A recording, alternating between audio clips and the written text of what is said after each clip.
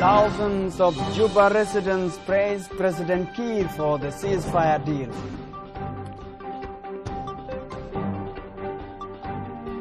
Riek Machar rebel group violates ceasefire agreement.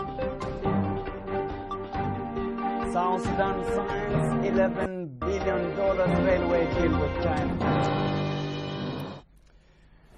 A very warm welcome to South Sudan Television. Wherever you are watching us, we are coming to you live from Juba with the latest news from around the country.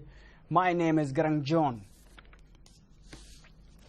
General elections in South Sudan may not be conducted next year. The President of the Republic, General Salva Kiir Mayardit, tells hundreds of South Sudanese who converge at Juba International Airport to receive him after signing a framework agreement with the rebel leader Riek Machar in the Ethiopian capital Addis Ababa. President Kiir, who raised concern over the violation of the ceasefire deal by Riek Machar rebel group just a day after the signing of the deal under IGAD mediation, says general elections would be held in 2017 to ensure that all South Sudanese cast their ballots in a peaceful atmosphere. The President added that the extension of the country's general elections would allow national reconciliation and census. As Alejandro Lotok reports, various traditional renditions were displayed at Juba International Airport to praise the President of the Republic for his commitment to peace and stability.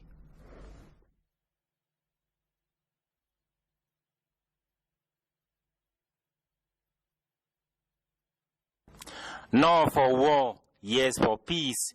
Hundreds of South Sudanese converged at Juba International Airport to receive the President of the Republic, General Salva Kiir Mayardit, who returned to Juba after signing a framework agreement to promote peace with the rebel leader Riek Machar, currently waging rebellion against the people and the government of South Sudan. Addressing hundreds of supporters in a rally organized by the ruling party SPLM, President Kiir reaffirms his commitment to help South Sudan embrace peace once and for all.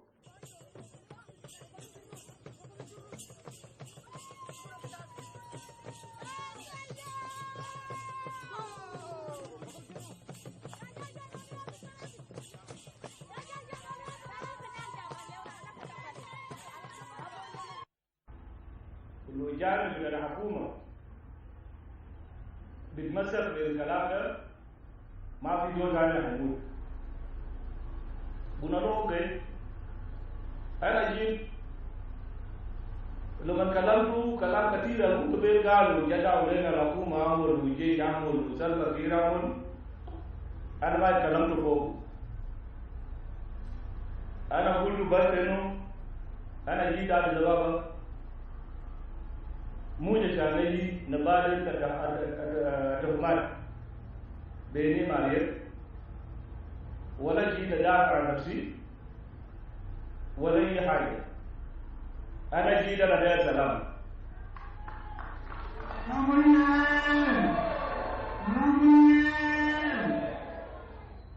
أنا دار سلام لأنه أنا دار الملك كل يوم ده يغير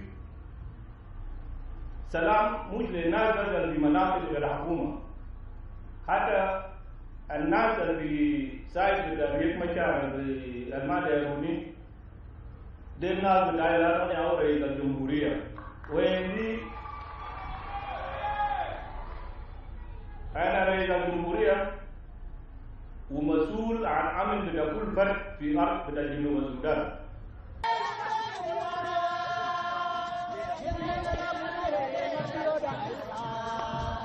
It is a prayer for peace.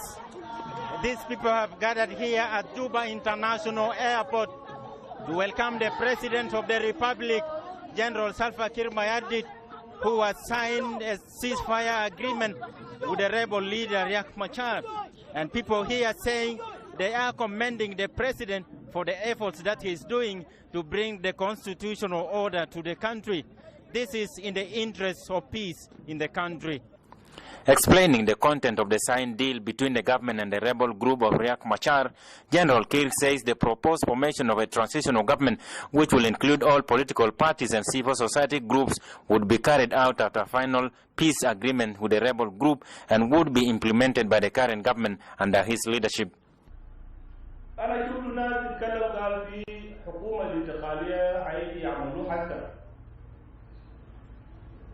حكومة الانتقالية فوق الجنوب حكومة الانتقالية ده هيشكلوا مش حسن بعد انه البوليتيكال اجريمنت لما نتفق كان اتفقنا جبنا سلام بلاد نعمل صلح نعمل مؤتمر نعمل كل حاجات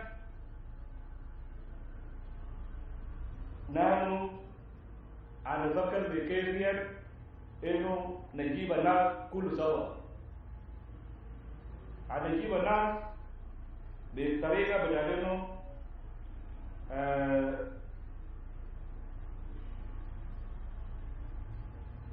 President Kiir, who is the SPLM chairman, announced the proposed extension of general elections, which has been extended from 2015 to 2018. President Kiir says the decision would enable the conduct of national reconciliation and census to pave way for peaceful and transparent elections in the country. الانتخابات ما هيعملوه في 2015 لانه طريقه بتاعتهم تجيب الصلح بين الناس هياخد زمن هيمدوا ومدوا بسنتين بين سنتين و3 سنوات انه حكومه ليبر ولغايه مع انه نازل الانتخابات بعد لما 2017 يكون 2018.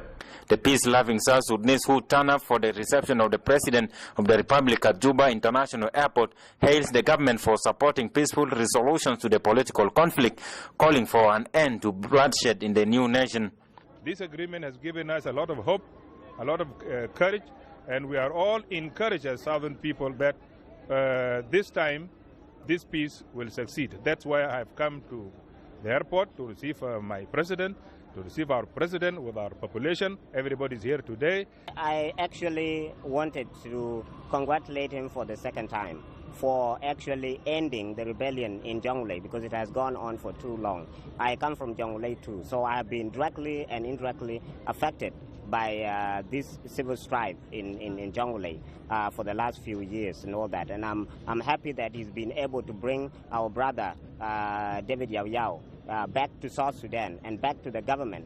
The rebellion led by renegade Riek Machar triggered massive destruction and killing, leaving thousands of people displaced across the country. Alejandro Lotok, SSTV News, Juba.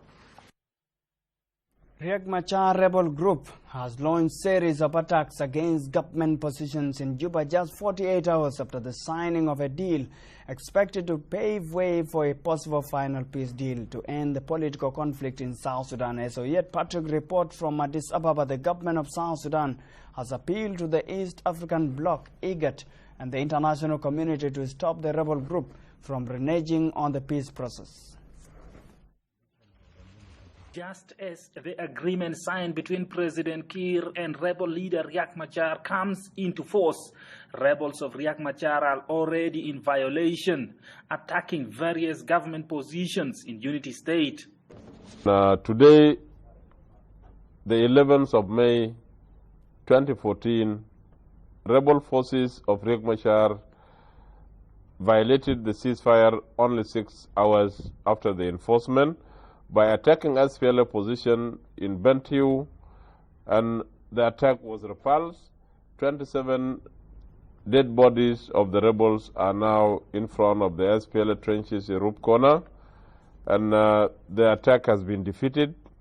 In the same area, forces of Riek Machar attacked SPLA position, an outpost at a place called Kilo 50 or Kilo Kamsin, and the attack was also repulsed. The SPLA captured 2 heavy machine guns of 14.5 caliber and 1 heavy machine gun 14.5 twin barrels. The SPLA is, by this statement, warning the rebel to stop violating the ceasefire. The SPLA have the right of self-defense. the right of keeping the territorial integrity of the Republic of South Sudan as in the Constitution of the Republic of South Sudan, Article 151. The Minister of Information and Broadcasting and the official government spokesperson, Honorable Michael Markway, calls on the regional body IGAD and international community to take action against the rebels. We call upon the rebels to abide by and respect the cessation of hostilities and to respect this agreement, and we call upon the international community to mount pressure on the rebels so that they respect and abide by their commitment.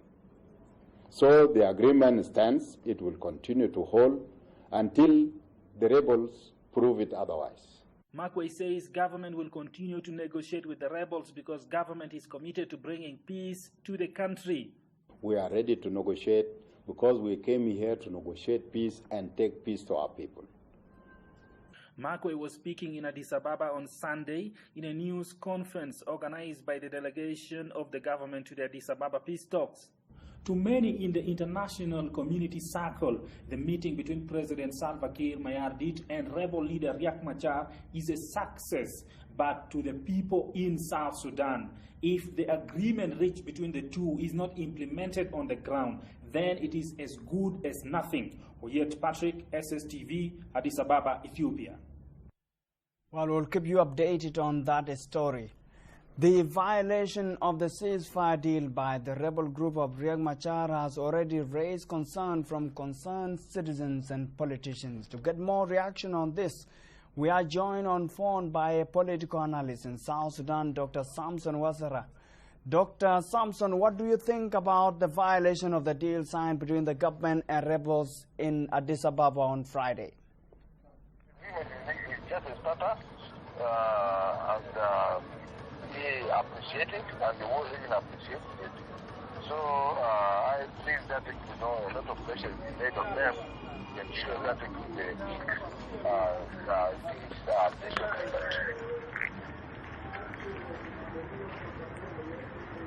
Hello? Yes, I'm getting you.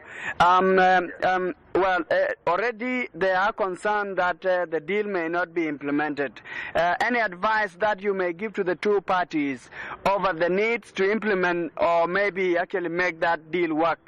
What advice can you give them? Yeah, the only advice I can give them is that actually they should ensure that their commanders, their field commanders should really take their command, because there are already, some problems cropping up. There are already accusations from the opposition that maybe some places like Bentiu or Kona are being attacked after the signature of this agreement. So this must be excuses. I don't know how they can actually confirm that. But the reality is that, it's very easy actually to work on to put the agreement on the paper, but it's been always very difficult to put on the ground. Either the commanders are under control of the field commanders, or there is actually some kind of insubordination. So this is what we are waiting to see. From a political point of view, is there any conflict that has ever been solved through military? And what is your advice on the current option that others may take toward this political crisis? Military action as a solution is actually a non-solution. Yeah, there is no any conflict in the world which has actually started, which has been completely, resolved through the use of force. So mediation is very, very important in all armed conflicts. So whether the guns are there, whether we have actually airplanes, bombardment and so forth, but in the end, people will have to come to sit down to agree on how to actually start a new life with the war. The president announced when he arrived at the airport today that the election will be pushed to 2018 to allow possible preparation, national reconciliation, and probably a final peace deal and census. What is your view on that? Well, of course, we have a very objective view. First of all, in order for election to take place, there must be some preparation that takes place before elections are conducted. You have things like the census. You There's things like demarcations of our constituencies. You have even the constitution itself, the constitution. That's actually to be the basis for the competition. All right.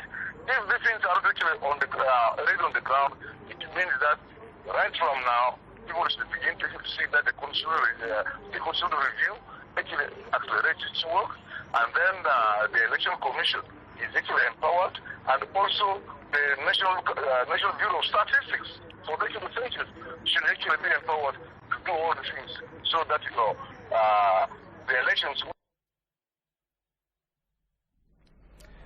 Well, to continue with the rest of our news bulletin, South Sudan has signed $11 billion contract to construct a railway line extended from Kenya and Uganda to key towns, including Nimule at the border with Uganda and Nadapal at the border with Kenya, to Juba, Bor, Malaka, Reng, and Paluch. Tech Stephen has more on the story.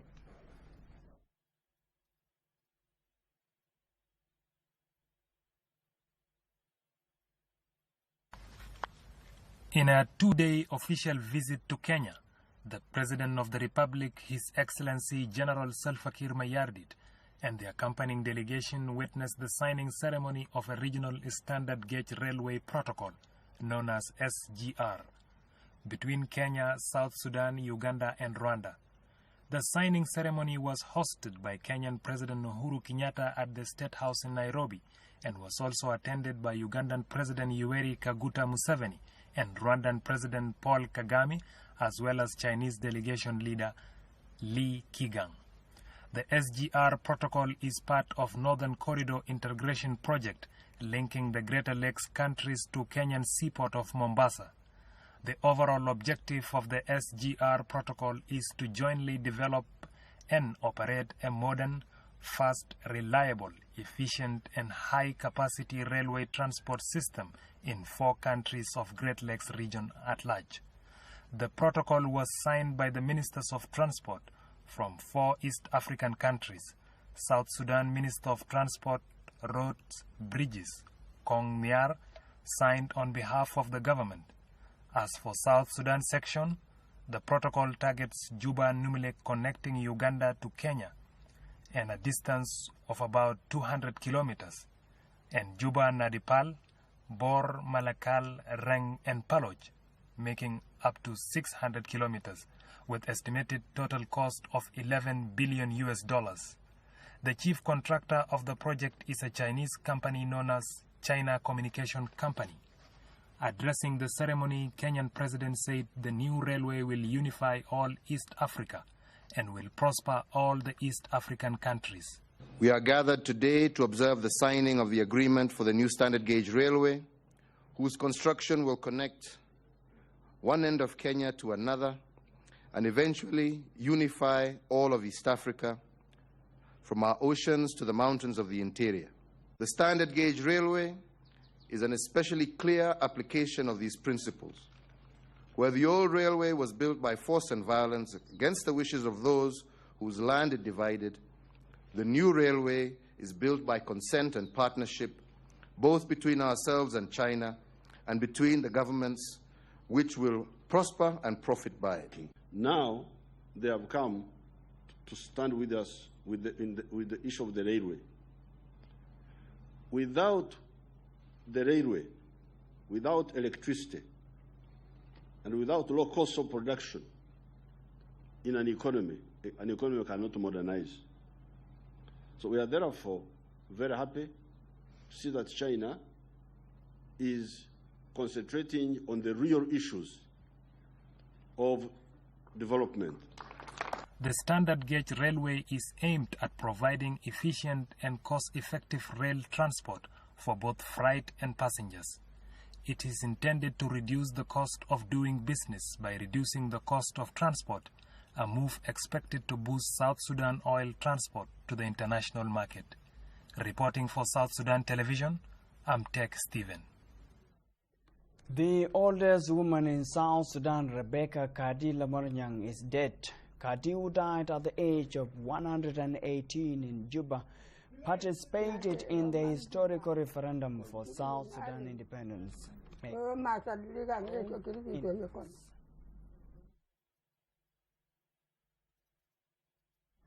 To continue with the rest of our news bulletin, if you are residing outside Lobonok in Juba County and may need to communicate with anyone over there, never think of using the traditional means of communication. Simply use your phone. The Ministry of Telecommunication and Postal Service has officially launched MTN Telecom Service to help the local population benefit from the information service in the country. The Vice President of the Republic, James Wani Iga, attended the launching of the telecom service in Lobonok of Juba County.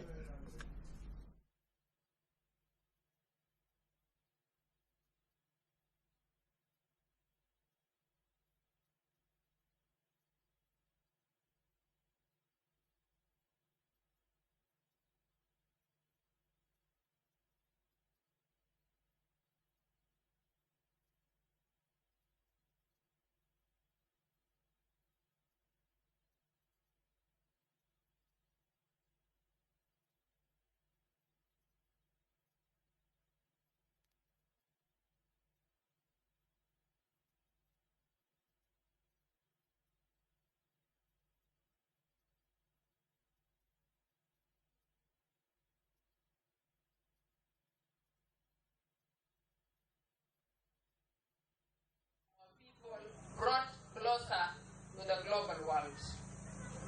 So the Ministry of Telecommunications and Postal Services is in a strive to deliver services that will engulf the Republic of South Sudan, and for that matter we believe it should be there to improve the livelihood of our people, to reach our people where they are, in their villages and in their small payams. Your Excellency, the Vice President, part of my speech talks about the achievements we have done as a ministry. This is not the place to dwell too much on the achievements that we have had, but I want to use it very briefly.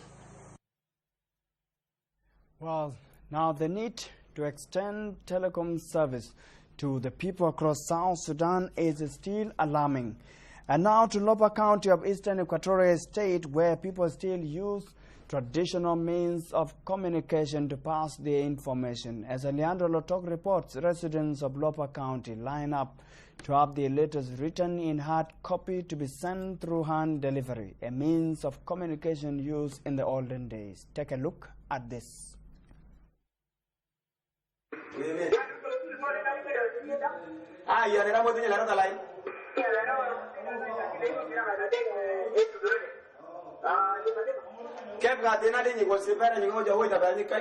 This is the only fastest means of sending information from here to far distances. In this darkest room in Longiro Payam of Western Lopit, there is a radio call, the likes of radios used by the SPLA during the days of liberation struggle.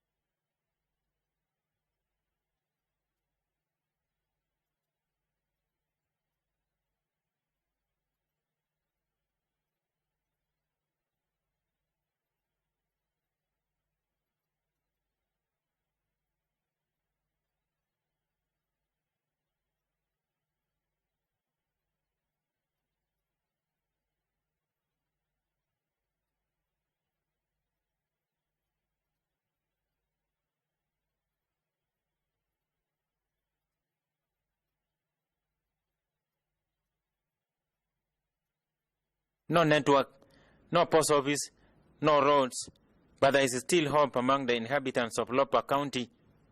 This practice of letter writing looks outdated in most parts of the world, but to the people here, it serves the purpose of information sharing Among the locals, many people in other parts of the country have forgotten this practice, as mobile telephone enabled them to communicate right from their doorsteps. But in Lopit land, this is a routine work if you want to communicate. In this part of the country, educated people too have a task to play. People come for their help when they want to send information to their sons and daughters in towns. They even line up to get their letters written. Speaking to SSTV, SPLM chairman in Lopa County, Gildo Abala, says the absence of communication highways or telecom services in the area has nearly lowered people's confidence on their members of parliament.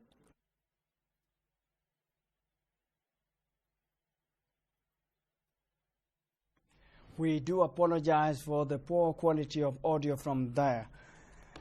The Vice President James Wani Iga has opened Kiir Bridge, constructed by the people in the area. As Port Johnson report, the bridge would promote transportation of goods and service in the region.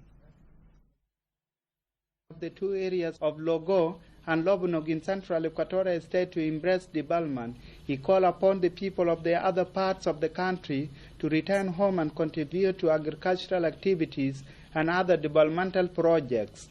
The Vice President James Waniga appreciated the landmark agreement and permanent implementation of the cessation of hostilities signed recently by the President of the Republic, General Salva Kiir Mayardit, with the rebel leader Riek Machar in the Ethiopian capital Addis Ababa to restore peace in the country.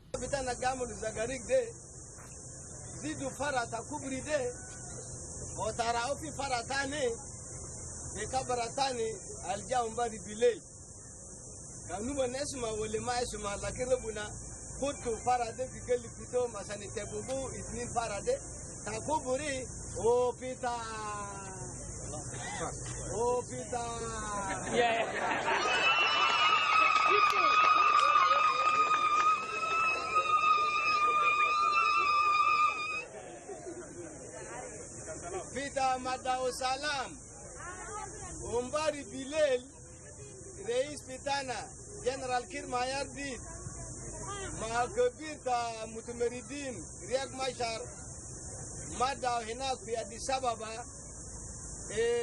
Galu, Kali Harde, Dusumande, Kali Wagib, Uman Mada.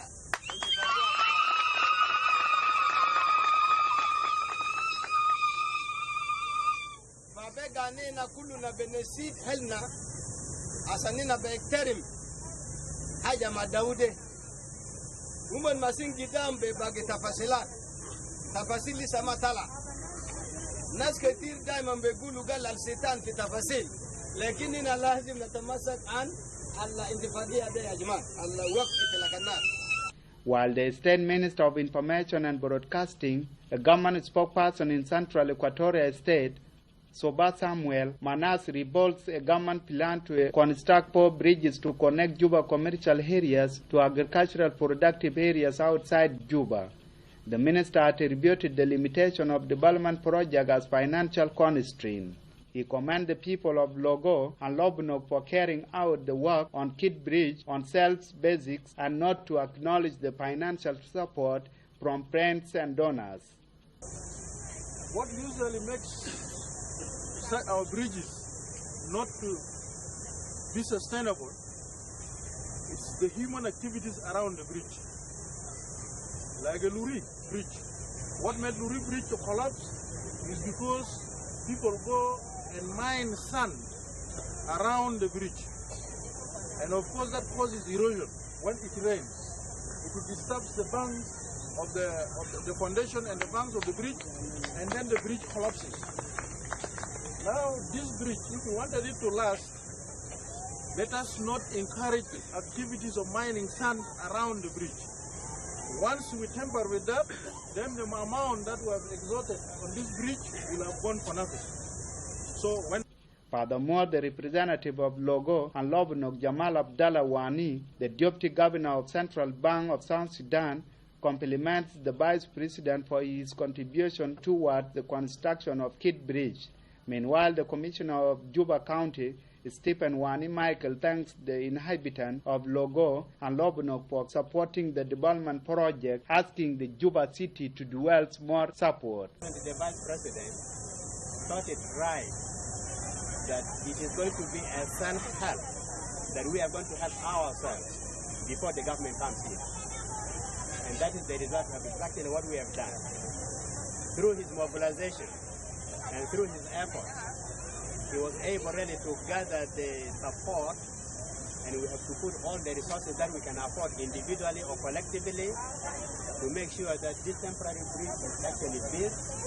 Even if it will take some kind of few years and it's broken down, that time at least we expect the government will be able to come to our rescue and build a proper concrete. Here only to give a word of appreciation.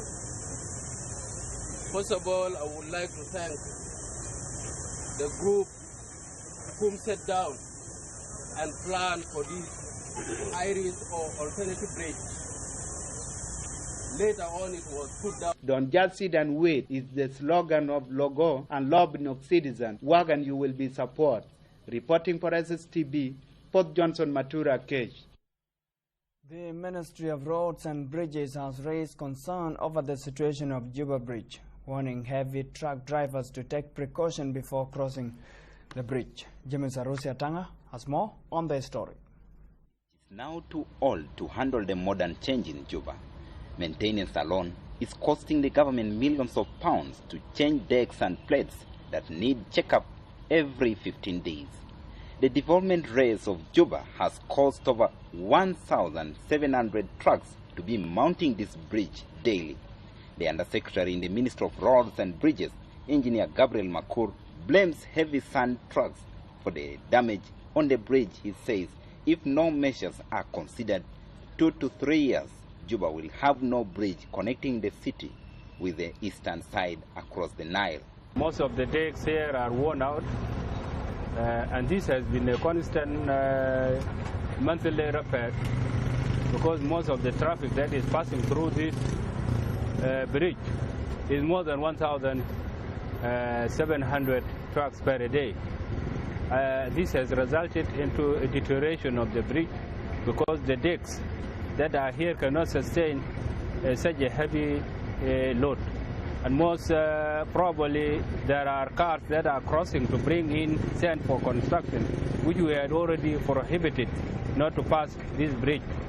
They are still getting their own way to pass this bridge, which is the load is too heavy to pass. Engineer Gabriel also, who toured the other bridges along Bor Road, says the bridges are in a dilapidated status, hindering movement of humanitarian aid trucks to the IDPs along the way to Bor town. There is no traffic that can pass over it. It has been, I think, for the last 2 weeks now, there's no big truck that can pass here to Bor. And it has become very difficult for supplies to reach the IDPs or reach anybody beyond this bridge. Whether you are going to Bilnyang or you are going to Magri or you are going to Panwil. So I had come to check what type of intervention that we can do. In fact, what is required here, the beams, part of it are broken, the plate parts of it are broken, that form the decks, which require a lot of welding and a lot of changing, because if you don't change these decks, you will not pass this bridge. Engineer Makur says they are left with only 15 decks for maintenance of Juba Bridge, and they need to order for more decks and plates for other bridges. He blames December 2013 political unrest in the country that hindered the construction of the new bridge along the Nile, as pledged to be completed by 2016. James Arusatanga, SSTV. Life has returned to normal in Jonglei State capital Bor, and residents are going about their daily business. This and more stories in our news roundup with Tech Stephen.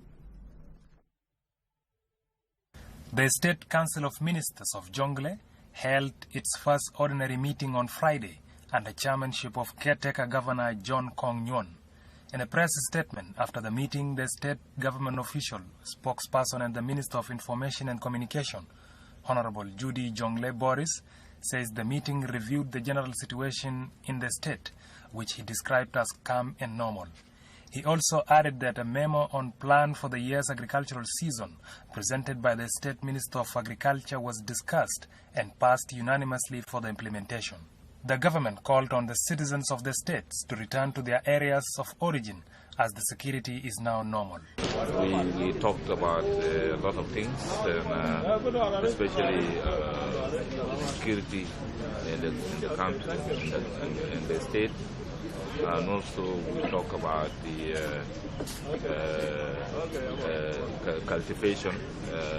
The acting Minister of Agriculture put a memo to the Council of Ministers that the season of the cultivation has already started, and he has got the money for the cultivation. So I want to advise all the agriculturists to come to the state and start their work and try to cultivate for the food security. Meanwhile, 32,000 internally displaced returnees from Goliar, who are from Duk, Twitch East, Puchala and Pibor of Jongle State, currently in the state capital Bor, received relief food distributed by South Sudan Relief and Rehabilitation Commission.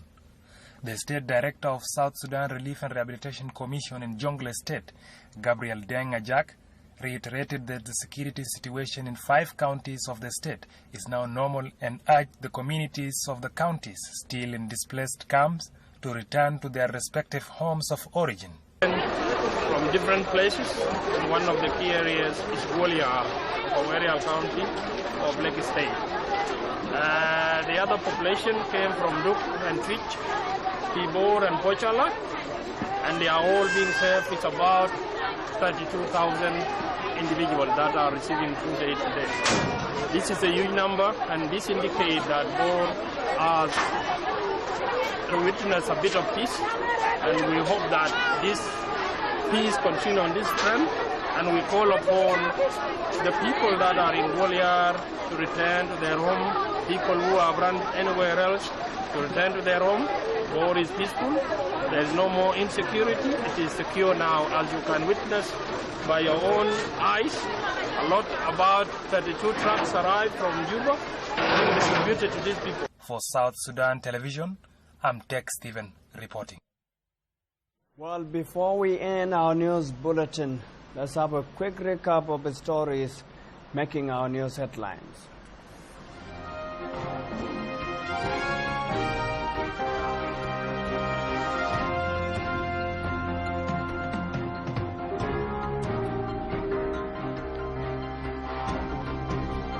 Thousands of Juba residents praised President Kiir for the ceasefire deal.